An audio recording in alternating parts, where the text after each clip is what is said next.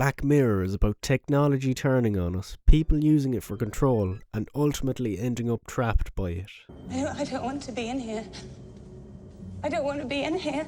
When I watch a Black Mirror episode, I literally have to switch off my entire mind of other intrusive thoughts in order to even grasp the episode and what it entails of and what it's about.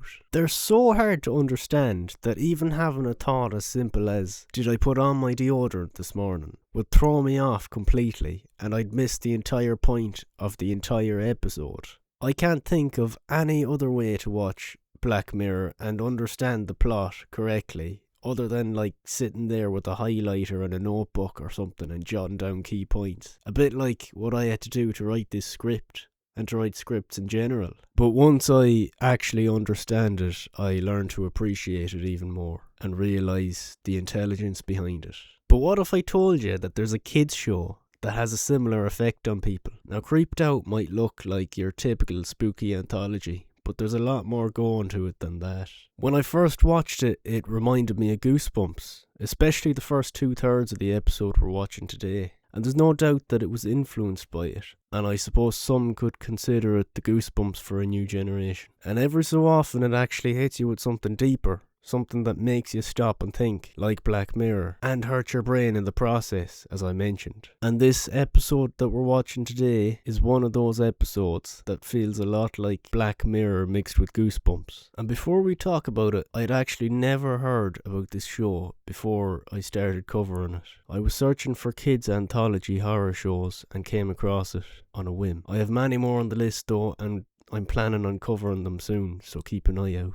Anyways, this is Stop the Lights and Knock Off Your Lights. Turn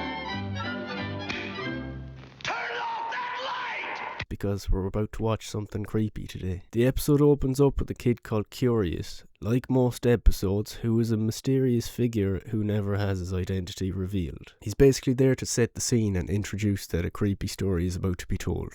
The narrator here says that he collects a souvenir of each tale that he witnesses. It's at the end of each episode that he collects the souvenir, and then mentions that this girl here is the world's worst babysitter. When she enters the house, these two women are leaving, and one of the women is the mother of the two twins that she's babysitting tonight. The babysitter says that they have nothing to worry about, blah blah blah, and then says that she lives for babysitting. How? I don't think anyone enjoys that shite. Anyways, she tries to get these two girls to go to sleep, and when they won't, she tells them a creepy story. The story is about a figure called the Night Man, who apparently comes to get kids when they won't go to sleep at night. Right, so already straight off the bat, we're noticing that this is one of those do what you're told kids, or you'll be punished for it episodes. One of those moral lessons, like. It actually reminds me of the show I covered for my last video, Grisly Tales for Gruesome Kids. Shameless plug, I know, but go watch that. Every single episode of that show has this moral lesson premise. The babysitter then tells the girls that if they even mention the Night Man's name, he'll go up to the house, tap 3 times, in order to come in with his roots scraping on the ground as he makes his way to the house. This girl needs to chill out, man. These twins are like 5. She's gonna traumatize them for life. In he comes, the Night teenager. I'm not doing this again. In a massive ghillie suit, apparently. Is that supposed to be scary? Well, not unless you consider military men scary anyways. The girls go to bed. Has anyone seen Monster House? Get off my lawn! This actually reminds me of that. You know when the babysitter's boyfriend comes in and scares the living bejesus out of the kids, Chowder and DJ. Look at his face, that's funny. I wouldn't be surprised if they got inspiration from that. So we've got Goosebumps, Black Mirror and Monster House. And possibly Monster House. Anyways, the babysitter says that she's babysitting at the Thorn House on Friday. Well, let's see how that goes. These other parents leave the house and tell the babysitter that their son is sick in bed. I suppose if he's sick in bed, it shouldn't be too hard to take care of him then. You must be Ashley. What's your name? Esme. Well, that's her name anyways. There's no need for me to keep referring to her as the babysitter. I hate saying that over and over again. The kid throws a tantrum and says he wants ice cream. And then we hear this. Brain. Right, that must be the Night teenager again. to punish the child for his misbehaving, you know. The kid just starts pissing himself laughing and deems the trick she just pulled as a story, begging Esme to tell him another one. Now this kid is bulletproof by the looks of it, like he's clearly exposed to shit like this all the time. I bet horror is his favourite genre. She tries to get him to bed in a nasty manner, constructive criticism, but he says that Kindlesticks doesn't like it when you're mean. Whoa, episode name mentioned. Things are about to get insane. The kid says, and right now, Kindlesticks is starting to get mad. And Esme then drags him up to bed. This happens. Kindlesticks.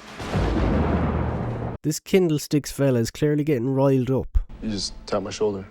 No. I just want you to know I'm not finding this funny. I knew he was getting mad. He's after Chaz now. He gets like a flicker on his ear and then blames Esme, once again throwing a tantrum. Esme dismisses this and suspects that it's the kid messing with them, so she goes upstairs to check on him. She finds him upstairs and he just says that it was Kindlesticks. Now that's obvious to us, obviously, because we literally saw an invisible figure flick his ear. There wasn't a hand there at all. But she has to find out the hard way. Something yanked my hair. I felt it. No, he couldn't have. We were upstairs. She just keeps blaming it on the little kid. In a way, I don't blame her, because he is a little shit. But still. So Chaz and Esme get a plate thrown at them and smashed, and then Kindlesticks starts playing the piano. How the hell can he multitask like that? He somehow manages to play the piano and throw a plate simultaneously. And now Chaz just dips. Out the door he goes. He couldn't give a rat's ass if Esme's life was in danger or not. He only cares about himself, and that's Chaz's last appearance in this episode. And the door locks itself, just like in every other haunted house piece of media. Nothing new here. Anyways, it's clear as day that Kindlesticks doesn't like it when you're unpleasant. It looks like he's trying to punish Esme here for telling all those kids the creepy stories when she babysat them. Because he hijacks her phone and pulls out a compilation of pictures of all the kids that she has looked after. And they all look terrified. Wait a minute. So I'm editing right now, and I'm just realising that each picture here shown looks like a royalty-free image taken from Google Images or something. The budget for this episode must have been really low, but never mind that, let's keep going. At least this Kindlesticks guy has a soft spot for kids. He cares when they're put in harm's way. He doesn't seem like a bad chap at all. Anyways, they both hide in the closet, and the kid says that even though he's friends with Kindlesticks, he sometimes loses control of him. Sometimes I lose control of him. Then he's feckin' dragged out of the closet. Ashley? Bloody hell. She goes off searching for him, but then just gets locked in a room. She admits that she's a selfish bitch who only cares about herself, and then Kindlesticks shows up. Kindlesticks? I am selfish. She goes on to confess to Kindlesticks that she shouldn't have petrified those kids. We discover that it's actually the kid holding a blanket in front of his face and holding two flashlights at both eyes to make his eyes glow and look scary. Right, so if Kindlesticks was the kid all along, how the hell was he pulling all those tricks? That was like the paranormal version of Home Alone or some shit. The kid then goes on to tell her that he knows other kids from school that she is babysat and he wanted to get revenge on her and teach her a lesson. She then daps him up, apparently. Seriously, she seems like she enjoyed the experience. I mean, what can I say? She just scored a free entry to a haunted house with an Oscar-winning scare actor. She asks him if he used fishing lines or something, and he says this. Bullshit! There's no way he forgot how he performed them all. He gives her a hug and the parents come back home. And then this happens. She looks so peaceful. She? Esme, are you okay?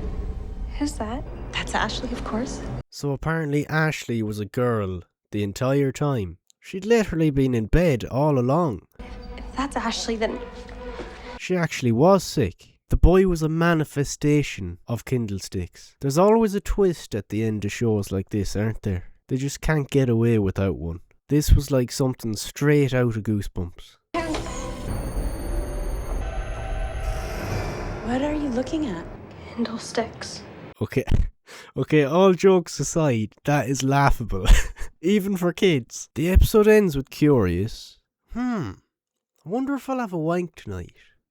Oh shit! I just completely missed what happens. Got it? Because it's hard to understand like Black Mirror. Let's go back, shall we, so I can actually understand it. Curious takes 2 flashlights out of the bin. These flashlights were the ones that Kindlesticks, or Ashley, used to get that glowing red eyes effect. Now my theory is that these lights shouldn't still be turned on and glowing. Maybe Ashley's spirit is trapped inside them or something. Anyways, the voiceover suggests that there could be an imaginary friend standing next to every single one of us as I speak. Just hearing those simple few words was the scariest part of all of this, I reckon. Creepy anyways. I notice a trend here. Many creeped out episodes are actually about moral lessons, including this one. And in this case, the episode teaches kids to be kind and responsible with their gifts. To elaborate on this theory about the flashlights, you could compare it to Black Mirror. Ashley, or Kindlesticks, used these 2 flashlights to scare and control Esme, and now he's being punished for it. He's powerless and just a pair of blinking eyes, symbolically anyways. And in Black Mirror, misuse of technology is also portrayed as being used to control or hurt people too. With all of that in mind, it's like an easier to understand kids version of Black Mirror. But obviously, there's clearly a Goosebumps influence as well. But the main thing to take away from this episode is it had me thinking like hell, hurting my brain.